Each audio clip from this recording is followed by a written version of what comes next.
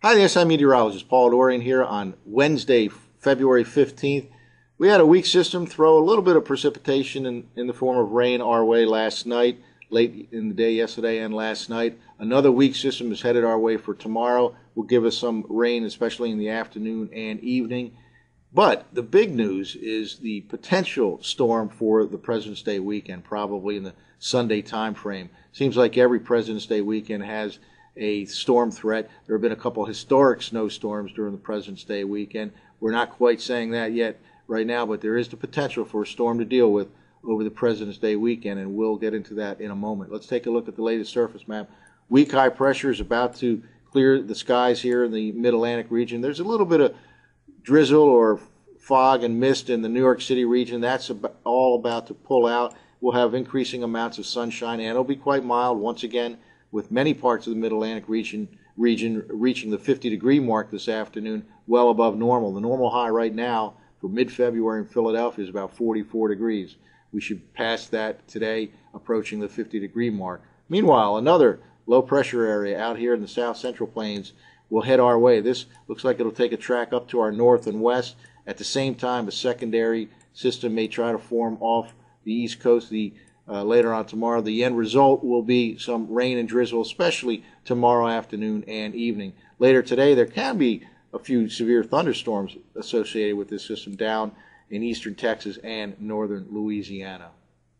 Here's a current radar loop. Again, a few sprinkles in and around the New York City region, especially to areas to the north. This is all pulling away. There'll be some increasing amounts of sunshine, basically a dry afternoon here in the Mid-Atlantic region. That dry weather will end, however, late tonight and tomorrow as that next system moves in with some more precipitation. That'll be a little heavier precip than what we experienced yesterday and last night. However, even tomorrow afternoon and night system will not produce significant rain around here, just a little bit of rain and drizzle, nothing heavy.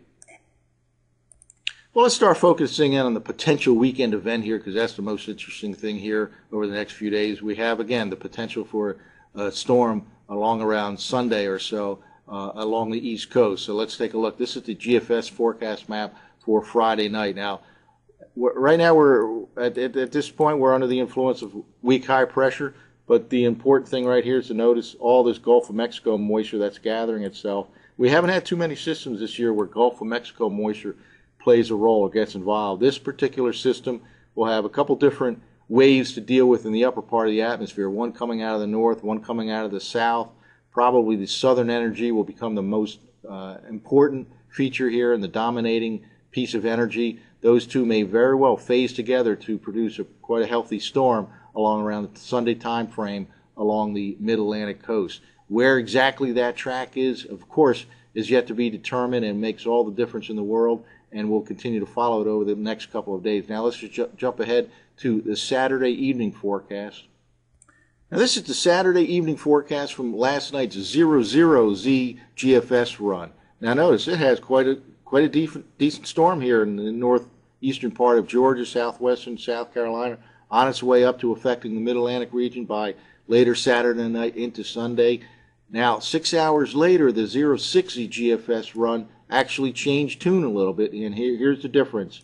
This is the 6Z GFS run for Saturday evening as compared to the 0Z GFS run for Saturday evening. So the GFS continues to kind of waffle back and forth. We know it has, in some cases, a bias to the south and east of a coastal storm track, at least 4 or 5 days out. This particular 06Z run, which was the latest GFS run, actually moved this storm off to our south and east. So there's a lot of questions to be answered here. However, I do believe there will be a storm right along the mid-Atlantic coast come Sunday, and there's potential for accumulating snow out of this.